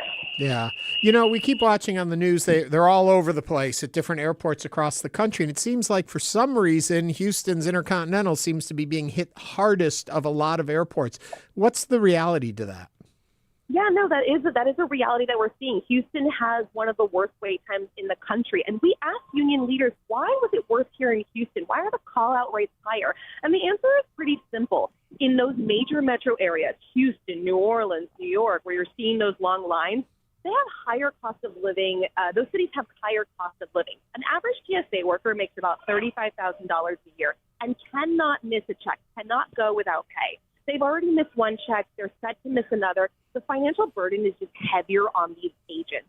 So you're going to see higher call-out rates in those areas because they simply need to go out and do other jobs, the union says, that bring immediate dollars into their household. This is also the third government shutdown that these agents have battled. So a lot of them are still recovering from the financial losses of the last two. They took out loans to cover the missing checks, and they're underwater, a lot of them. When I talked to the union leaders last night, they said they were pushing the government to give $10,000 bonuses to every agent on top of back pay to help with some of this. And how many are not going to come back at all and say, I just can't go through this twice a year, every year? Yeah, I think the union is worried that some may decide to find other more stable gigs. 3 shutdowns in 6 months is not, you're not able to find a stable living or a stable household that way. Well, they might try to become ICE agents, some of them, to be honest. Let me ask this of it. With the long delays to getting checked in, I'm assuming planes are staying on their launch schedules, their departure schedules, or are the non-full planes pausing? I keep saying launch, which isn't the right departure times. Is that having any kind of effect? And if so, then because of the interconnectivity of our entire airline system across this country, I would think connecting flights and all of that get in trouble. What we're seeing is a lot of airlines keeping their schedules as much as they can. So more people are just missing their flights, or not able to get to security and having to rebook themselves. On that front, we know that United, which has a hub here in Houston, has been offering free rebooking to people who were missing their flights and able to rebook on United within the next few days. So there is some help coming from the airlines. They're being a bit understanding about the situation. The security checkpoints aren't necessarily a passenger's fault. So there's a little bit of a rest there. People should check with their airlines and see if they're giving any kind of accommodation in order to help with that. Yeah, to your point, Ernie, I don't think that any of them get paid that operate the plane, the flight attendants or the pilots, until the plane actually departs. Right. So they're quick to depart because that's when they start getting paid. They don't want to sit there for an hour or two and not get paid, which they have to do a lot of times because of weather anyway. So, and also I do believe there's fines too if you are a late departure from what your scheduled time is, that there are fees on that too. And so, but if you're sending out planes that are half full and then you're backing up to everything else, it just seems a lot. Yep. So what would you think is going to happen over the next few days, Bianca? What are you seeing? Are you seeing this is going to get worse as we head into the weekend? What are you hearing from leaders, or do they expect things to start to lighten up? No, I think if the call-out rate remains the same, which we said earlier has been hovering at around 40%, we're going to see delays. We're going to see those incredibly long wait lines return. Even now, the line is creeping back up after a morning of short wait time. So when I talk to the union leaders, they say the only solution to this is ending the government shutdown and allowing TSA agents to come back to work with pay. I don't, aside from that, I don't see any other solution that might help. The union does say they're flying in other agents from other airports and other states to try and help manage the crowds here in Houston, but they've been coming over the next few days, and we haven't seen that much of an impact yet.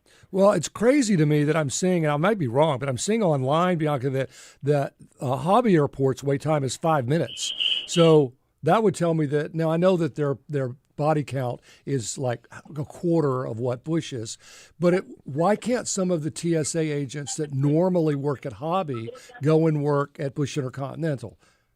I did ask union leaders about this, and they said they were moving agents around from different places, but Hobby has a different operation than Bush. Like you said, it's a much smaller airport. It has less travelers, and they did also experience their own incredibly long wait lines over the weekend. So that may be, as union leaders have said, more of a symptom of just the time of day, time of week, why Hobby is experiencing a bit of a lull in those long lines.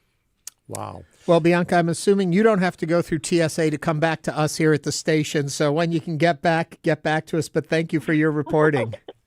Thanks for having me, guys. Thank you. Ernie, and I'm not being facetious, but I wonder if there was a way we could use these ICE agents. Because when I go to Mexico, they have their agents walking around with drug-sniffing dogs when you're in line to go through customs. Security, yeah. Well, we have customs at Bush Intercontinental, and if we're serious about keeping drugs from coming into the country, why aren't the ICE agents down there with drug-sniffing dogs? Well, but at least keep them busy. Right, but I think the reason they're at the airports theoretically is supposed to be helping TSA to make people feel more secured. Well, I mean, they're not. There's a lot of performative government going on these days, and also what I've heard is that because the the ICE agents aren't trained in TSA protocol, and they're not going to be getting trained in that, so they really can't help with the scanning through of things. They seem to be theoretically there for crowd control, to make sure things don't get out of hand. Well, that's probably working. Right. You're already tense enough because you're traveling. Some people have fear of that to begin with. People break the line, and then you get into fights. And people... Right. So that's supposedly, as I understand, why they're supposed to be deployed there. I wonder when you get out there, how do you know even where to go to get in line? Oh, I'm sure there's signage. Lots of signage. I'm not seeing, the Or lines. Just follow the crowd. I guess. Get all the way down there. Just go down to the basement and get in line. What you don't have to get in line for, it doesn't seem, is opening of the new baseball season, but there's something to eat there. Tell me about it, Frank. You know what? The Astros opening day is tomorrow, and baseball fans at Dyken Park can test their appetite and endurance when the 999 challenge comes to Houston this season. You know what that is? Well, first of all, I have a problem with the challenge part of it, but go on. What exactly is it? This is a sports story I can get behind. Okay, Aramex Sports and Entertainment's giving Houston Astro fans 21 and older a shot at 9 mini hot dogs and 9 flight-sized beers over 9 innings. The challenge, served in custom Astros-themed packaging, made its viral debut last year in Philadelphia and took off across social media faster than a leadoff triple. Fans can find the 999 challenge at Dyken Park's Crawford Dogs stands in sections 109 and 418, where the spirit of competition meets the flavor of Houston. How about that? Okay, I still don't understand what the challenge is. There's no challenge to eat 9 mini hot dogs. Well, I can do that. You have a hot dog and a beer in inning 1, and then a hot dog and a beer in inning 2. That's what I thought. But I guess they give you all 9 I think they do. Both at once. So it's like... It might get to be warm beer and cold hot dogs. Yeah, I'm thinking maybe that's the challenge. The challenge is, no matter can you what, I'm going to it? eat them. I would love it if they brought it to you each inning. Have you ever been in a food contest or a drinking contest? Oh yeah, I am a multi-winner in the Luther's All-You-Can-Eat Barbecued Ribs competition. I won it 3 years. Wow. 2 years I won in just the media category. In so many minutes, I ate the most rib meat you could eat. But then my big claim to fame is I won the overall challenge. This was back in the 90s. How did you feel afterward? I went out for ribs. No, we got my prize was a dinner for 50 a trophy and a check. And the check they presented to me on air here at Houston Public Media. We were back on the show weeknight edition, and I gave it over to the station. And then I had a birthday party, and Luther's catered it, and all of my friends came and ate ribs.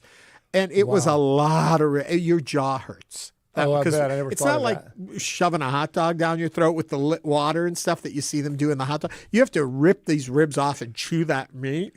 Well, you put them out of business, They closed in 2006, so they're probably like, no, with Ernie eating all the food, we can't stay open. On the second floor of our building, there are some cutouts in the walls, like little presentational spots. Yeah. And one of my rib trophies used to be there. And people would walk by and like, oh, they award. And then they would read it and be like, Luther's all-you-can-eat rib award. Be like, why is that there? They're now in my garage somewhere, which I'll get to when I clean it. We used to go to Luther's on Richmond all the time.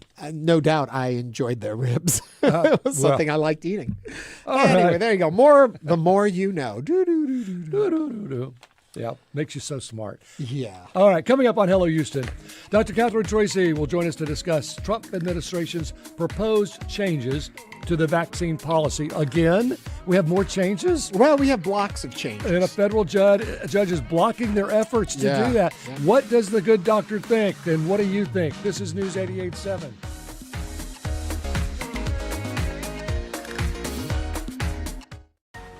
We know you value Houston Public Media. That's why you're watching right now.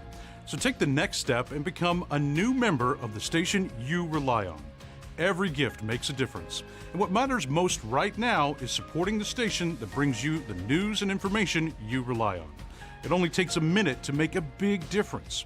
So join as a new member today at houstonpublicmedia.org/donate or call 800-364-8300. On Fresh Air, you'll hear conversations with entertaining people like Nancy Cartwright, the voice of Bart Simpson. I gave him one take, one sound, one voice, and that was it. Blah, blah, blah, blah, blah, blah, blah, blah, blah. And Matt, his eyebrows went up, his tongue came out of his mouth. He's like, oh my God, that's him, that's Bart, that's him. You got the part. The most interesting people in show business tell their stories on Fresh Air. Fresh Air, weekdays at 8 p.m. on News 88.7. Listening to the news can feel like a journey, and 1A is the place for daily conversation that guides you beyond the headlines. We bring together thoughtful guests and listeners from every state to help us take the pulse of America. I'm Jen White. We'll get to the heart of the story together on 1A.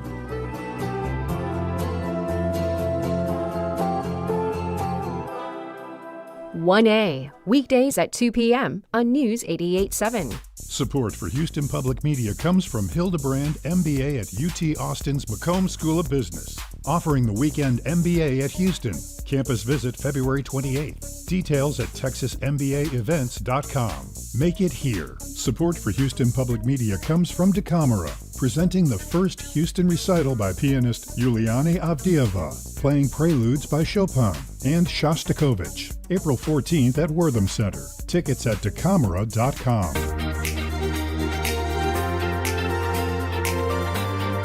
And now back to Hello Houston. To comment on today's topics, call or text 713-440-8870 or email us at talk@hellohouston.org. Now here's Ernie Manous and Frank Billingsley. The debate over vaccine policy continues after a federal judge blocked recent efforts by the Trump administration to change the nation's recommended immunization schedule for children. Last week's ruling came amid concerns from medical groups about the potential impact on public health. To help us understand what changes were proposed and why these vaccine recommendations matter, we're joined by our good friend, Dr. Catherine Troisi, infectious disease epidemiologist at UT Health Houston School of Public Health. Dr. Troisi, welcome back. Thanks. Glad to be here. Yeah, I want to remind folks, if you've got questions, because Dr. T is always good with your questions, give us a call or text 713-440-8870. All right, when I did Town Square and we were on together every week, I knew all of what was going on. I have so lost track of where we are in all of these vaccine recommendations and proposals and what's legal, what's not, what's been blocked, what isn't. Help us get up to speed. Yeah, I'm afraid I'm not going to be a whole lot of use about that because, as Catherine Wu, a writer for The Atlantic, recently said, we're in vaccine purgatory. Nobody, so, spoiler alert, the recommendations that we used to have were overturned. But 2 weeks ago, a judge ruled you can't do that. And so we're back to what we had before. We're back. Currently. So remind us, what are those recommendations? Okay, there are 11 vaccines. There are 17 vaccines that are recommended routinely for kids children. Or for adults? Okay. We're only talking kids right here. Okay. Yeah. So the new Advisory Committee on Immunization Practices, ACIP, the new one that the Trump administration appointed, changed that only 11 were recommended, 6 required what is called shared clinical decision making, which is not really what it sounds like. And there's a lot of issues with that, and we can talk about that more if you want. But so now we're back to the 17 recommended routinely for all children. But recommended doesn't mean mandatory. We have no mandatory vaccines in the United So you States. don't- Maybe the military. A lot of people think you do. Yeah. I mean, some schools require, and if your kid's going to come to our school, they have to have a certain number of vaccines. That is true. In Texas, it's actually very easy to get exempted from that. Other states not quite so easy, but you don't have to send your child to a public school either. So you do have that choice if you feel strongly about it. And the reason we require these vaccines to protect children, of course, but also to protect the community. Because guess what? Infectious diseases spread. How many of them, a lot of our listeners are over 50. How many of those 17 vaccines did you and I, probably not Ernie, he's not over 50, but how many of those did you and I get? I think I probably got fewer than you did because of my age. You know, it's interesting. I have my vaccine record from when I was a baby. And the only thing I got vaccinated against was diphtheria. Now, as I grew, like in a couple years after I was born, the polio vaccine came out.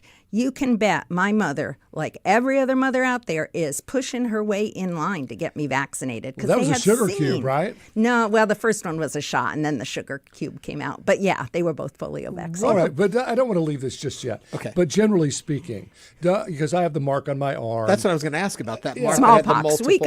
We got smallpox, which is no longer given. We got measles shots. I did not get. You did not? I got measles. I got mumps. I got the I did too. And see, you're a lot younger. And I got than the chicken pox.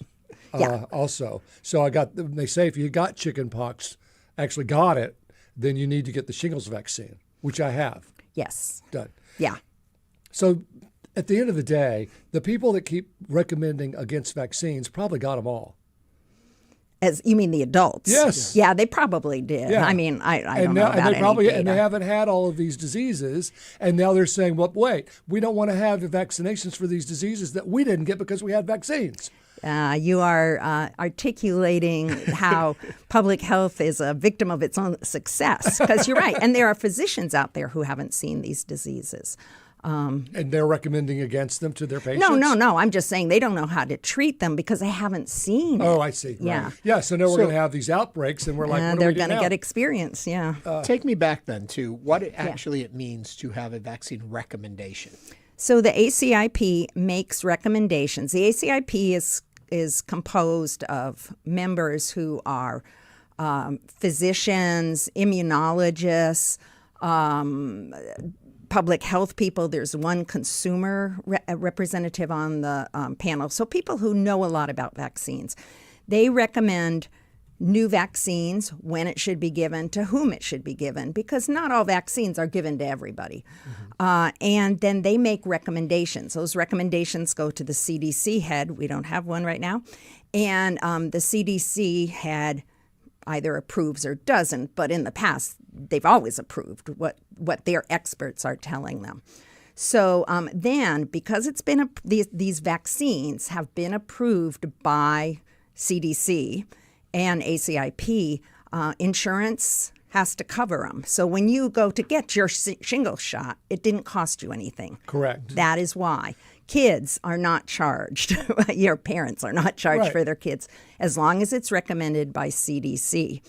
And insurance has to cover, and the Vaccine for Children's program also covers it. So without a recommendation, then that changes pricing.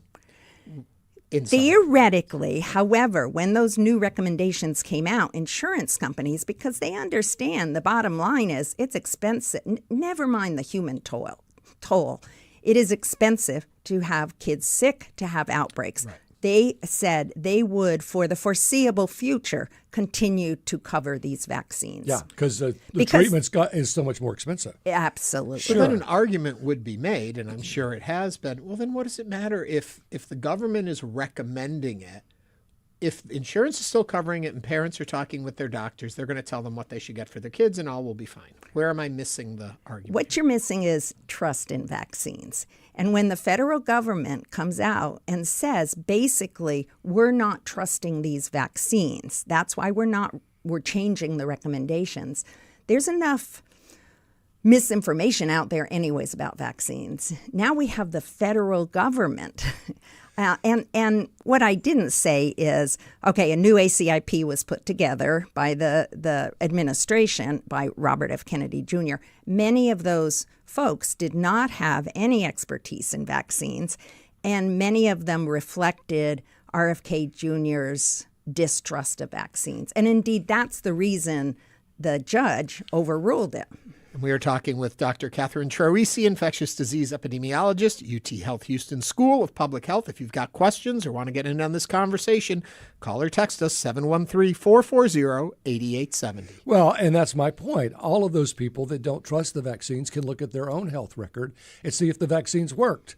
Does anybody in their peer group have polio? You know, and that's what I don't get. And so we have this huge American population that is over the age of 30 and 40 and 50 that have had these vaccines.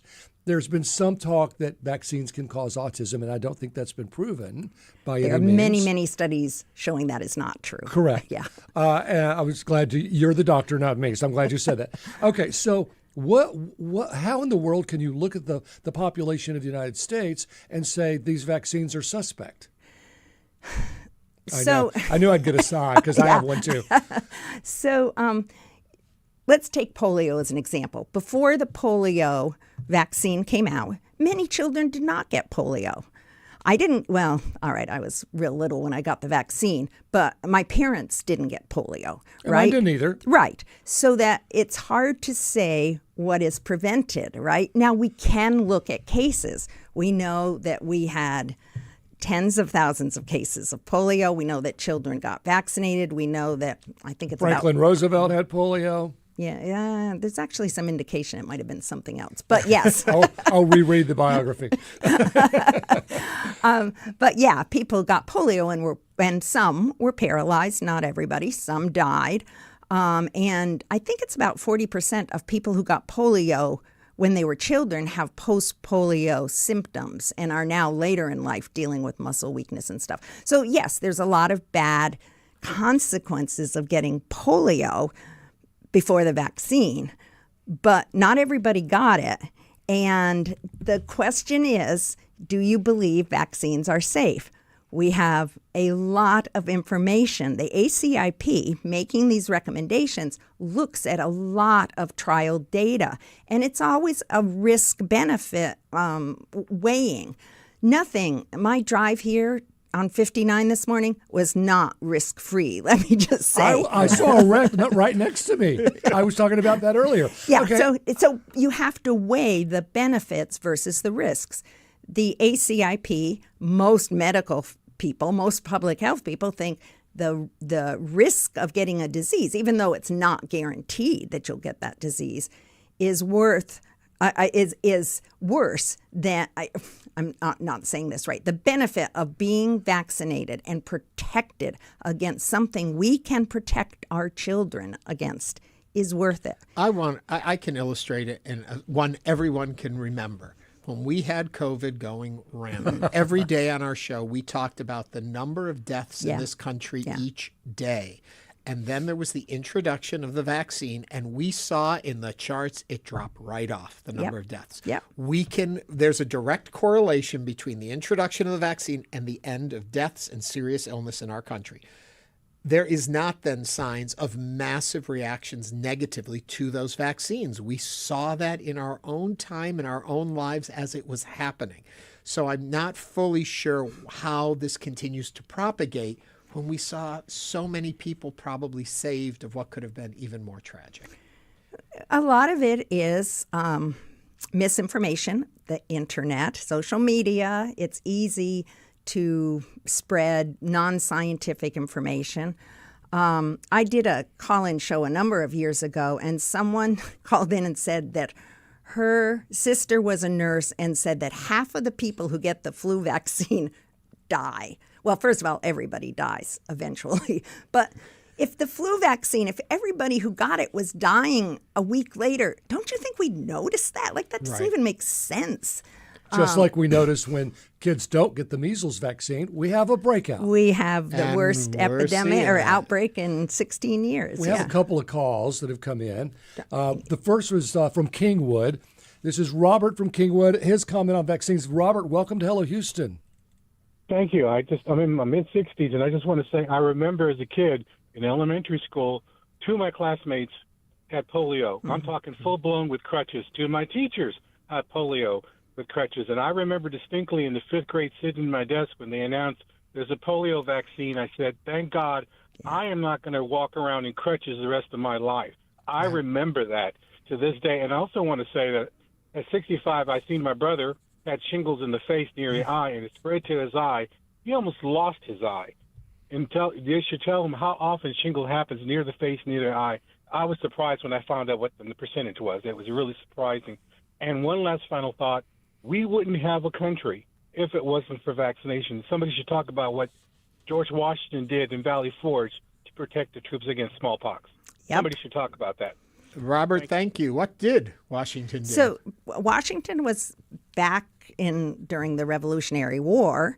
Smallpox was a big issue. It has a very high mortality rate. 1/3 of people will die from it, and who get it.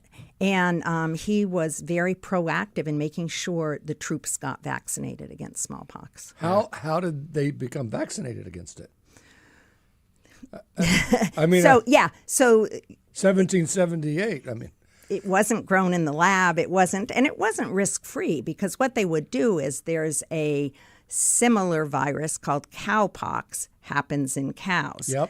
Edward Jenner, who developed the vaccine, but this was after Valley Forge, realized that dairymaids rarely got smallpox. And you could tell because of the scarring on your face particularly.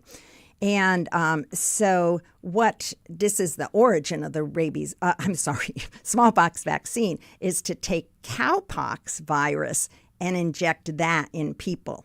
And you make antibodies. Now, not risk-free. We do not do that anymore. But it protects you against the smallpox, the human virus. But they understood the process. Wow. They understood that. Yeah. Okay, more people want to talk to you. Yeah, 713-440-8870. Dr. Kulev is on the line. Doctor, what's on your mind? Yes, hi. Thank you for taking my call. I believe at Valley Forge, what George Washington did is that he inoculated all the soldiers without the disease with a small amount of that pathogen to make him slightly sick and develop the immunity. Don't quote me on that, but I think that's exactly what he did. I would like to make a couple of comments in support of your statements. First of all, when our vaccines and healthcare system are run by people who have no medical training, who are distant from medicine, and who deny vaccinations, then this is the situation we're going to be in. And I would like to also make a comment that even though you said that insurance companies still willing to pay for the vaccines, we have to keep in mind that basically government recommendation is what forced insurance companies to cover the vaccines. Now you open the door to give them an option. So if it's not considered to be standard of care, then they have an option to opt out. So the situation may be that in the near future, you present a pediatrician to get a shot, and of course you have a right to get it, but it's going to be so much more expensive. The insurance company doesn't cover it. It's going to lead to a lot of preventable diseases. So I would not count on insurance companies' goodness of their heart, because that ain't going to last too long. And we're going to face with a situation if judges' ruling overturned, if they, as far as I know, the government is going to appeal that decision. So we're going to be in a real bad situation. Thank you for your call, sir. We appreciate it. I want to quickly give you this text, Doctor, that we got, just a field reviewer for the VFC program, saying they're seeing a decline in Hep B at uptake at birth around Texas already. We've seen a 10% decrease in Hep B birth doses, hepatitis B birth doses in the last 2 years. 10% decline. 713-440-8870. We have Sam from 4th Ward. Sam, what is your question or comment for Dr. Troisi? Yeah, I've got this comment, sir, that, vaccines are very good. There's no doubt about it. They have saved millions of lives. But right now, the scenario is that there's obscene number of vaccines that have been promoted even for the remotest disease. And also for a kid, for a newborn baby, there's too many vaccines given in a very short period of time and with no proper study of what is the cross effects of these vaccines to the kid, or how it reacts to multiple vaccines which is given in a very short duration of time. Okay, that's an honest question, and I hear it a lot. Doctor? Yes, that is true. We do hear that a lot. So the vaccines that we give have what are called antigens in them, and that's what you make antibodies to protect you, excuse me, if you are exposed to the actual virus or bacteria. Babies are exposed to so many more antigens than these vaccines. Babies put everything in their mouth. So that this idea that they're getting exposed to too many vaccines really is not what's happening in reality compared to everything else that they're getting exposed to. And Sam also makes the point that there's no proper studies. Oh, thank you. I forgot the second part. Yes, there actually have been a number of studies about this. That's how these recommendations are made.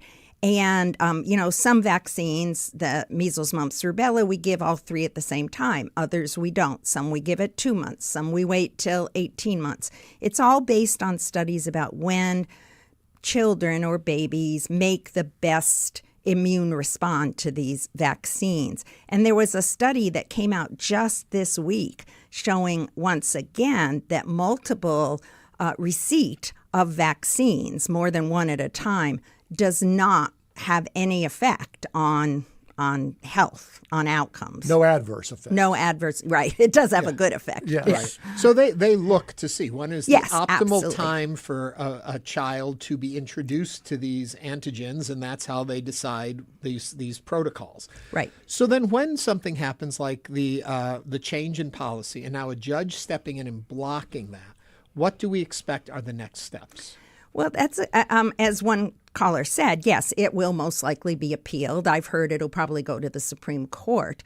The judge ruled that the appointment of these new ACIP members violated some act about federal appointees, and that the people who were appointed, and let me quote what he said, that they lacked meaningful experience in vaccines.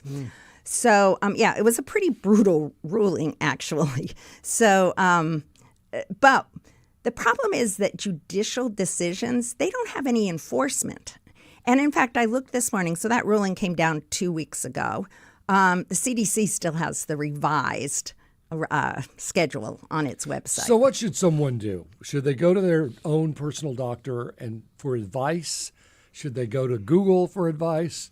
Should they look to Ernie for advice? Well, I mean, people would go to the CDC websites and look at that for advice on how to know. In today's day and age, where should people be looking for accurate information? So CDC probably isn't the place you want to go for vaccine information. And in fact, polls have shown that less than half of people think they can trust what's on the CDC website. Which in and of itself is a disturbing statement. Very disturbing, yes, because, yes. There are a number of places you can go. One is, of course, your personal physician or healthcare provider, but there also the American Academy of Pediatrics, the Association of obstetricians and gynecologists, college, ACOG. ACOG.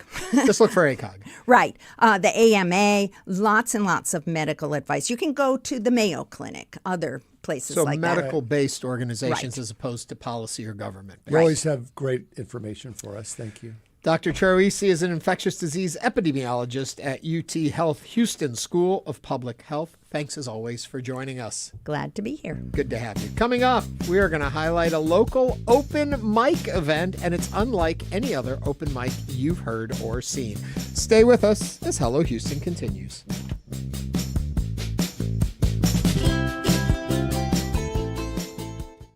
It's not just your car.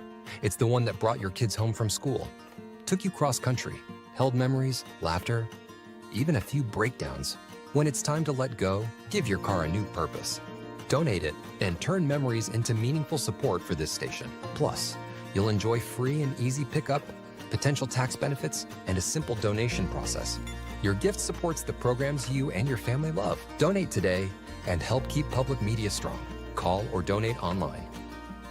You and from Theater Under the Stars, presenting the National Broadway Tour of Monty Python's Spamalot. On stage at the Hobby Center April 15th through 26th. Tickets available at tuts.org. Support for Houston Public Media comes from Metro. Introducing the Ride Metro Fare Card. The Ride Metro fare system replaces the Metro Q fare card for bus and rail fares. Details at ridemetro.org/fare system.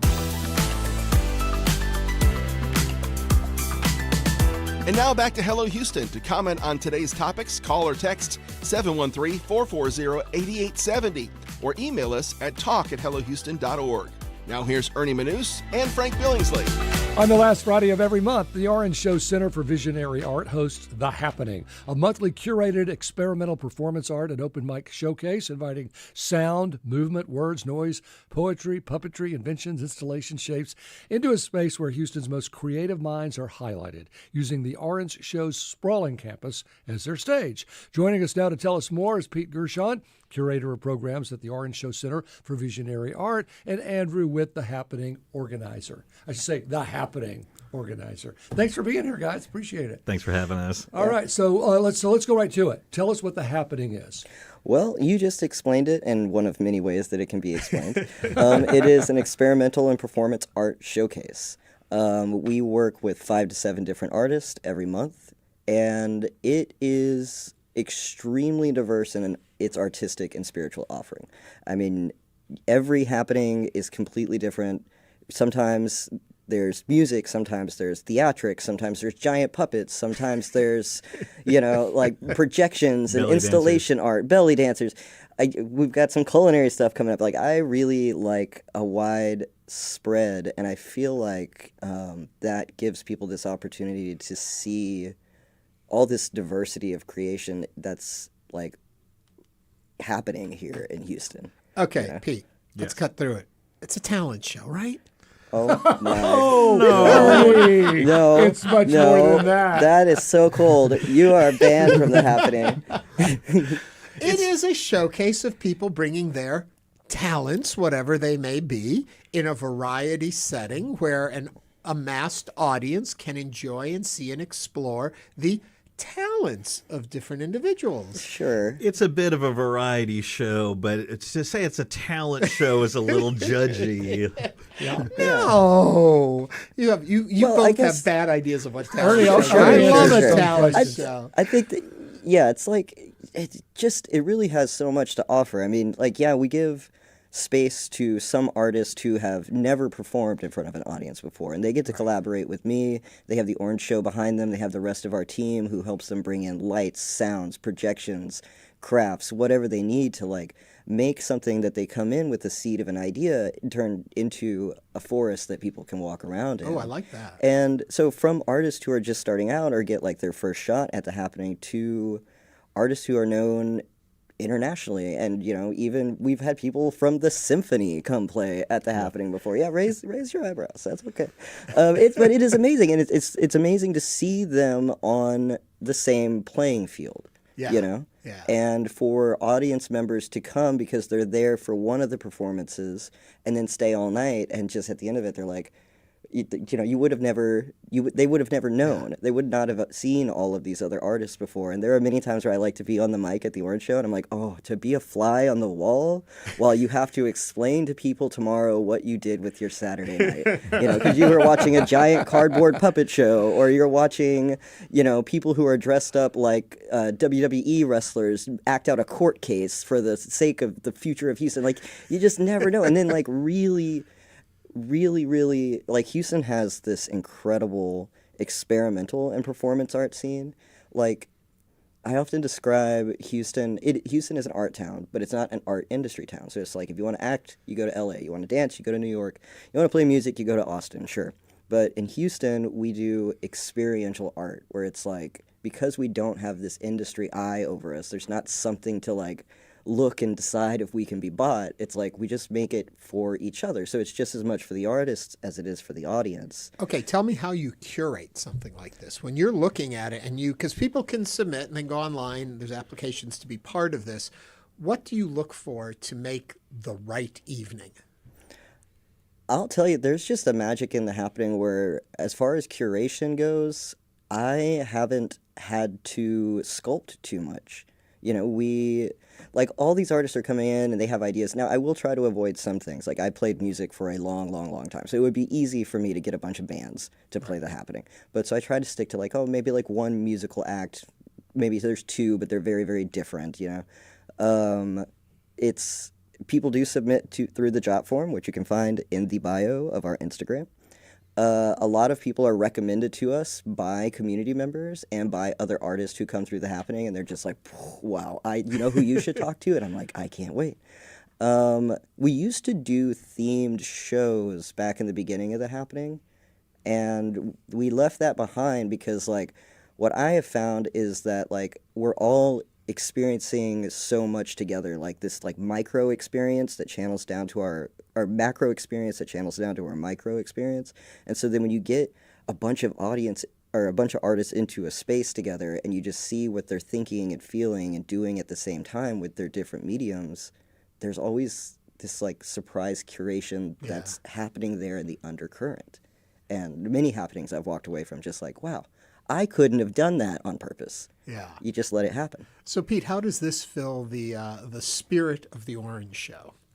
Oh, it's the epitome of the spirit of the Orange Show. We revere self-trained makers and people who operate outside of the museum and gallery system. So this whole event operates outside of the museum and gallery system. We have some artists who are maybe at home in that world who get to do something different at the happening. But as Andrew mentioned, we get a lot of first-timers too. And it's really the kind of event where you go to it and you walk away thinking, I want to do that. And that's what we want people to feel coming away. And a lot of times then they come back. And off and on, we have had an open mic part of this event where people who walked in never expecting to participate at the end, they're reading a poem off their phone or who knows what they're doing, but they get the bug and they got inspired. Exactly. Yeah. Where do they go to see this? And my script said Friday, but did you say it was on Saturday nights? No, I said to wake up Saturday morning as a fly on the wall, listening to them talk about what they did with their Friday, specifically the last Friday of every month between January and October. We end with our big event, Hap-O-Ween. We will be taking May off this year because there's another program coming through the Orange Show. But other than May, Quintron and Miss Pussycat. Right, very, very important. It's like we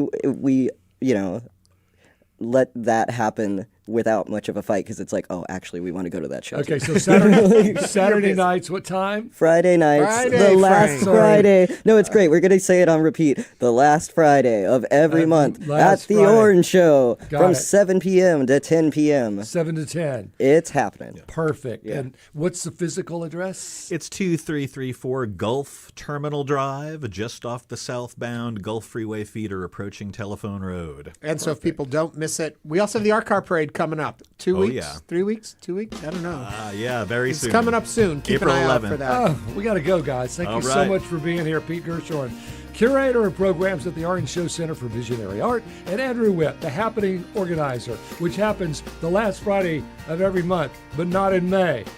That's right. But you should still come on the last Friday in May. You can go to orangeshow.org/thehappening. And we've got to wind it up. Thank you all for listening. We will be back tomorrow sharing our latest current obsessions. So be sure to send yours in. This is News 88.7. Thanks for listening to Hello Houston. Join us every Monday through Friday from 11 a.m. to 1 p.m. to talk all things Houston. The Hello Houston production team includes Garrett Bowman, William Menjivar, Jen Altai, Todd Holslander, and Jim Kovacic. For the latest in local news, subscribe to the Hello Houston daily newsletter at houstonpublicmedia.org. Hello Houston is a production of Houston Public Media. The opinions expressed by the guests of this program are solely their own and do not represent the views of management, staff, or underwriters of Houston Public Media. This is News 88.7.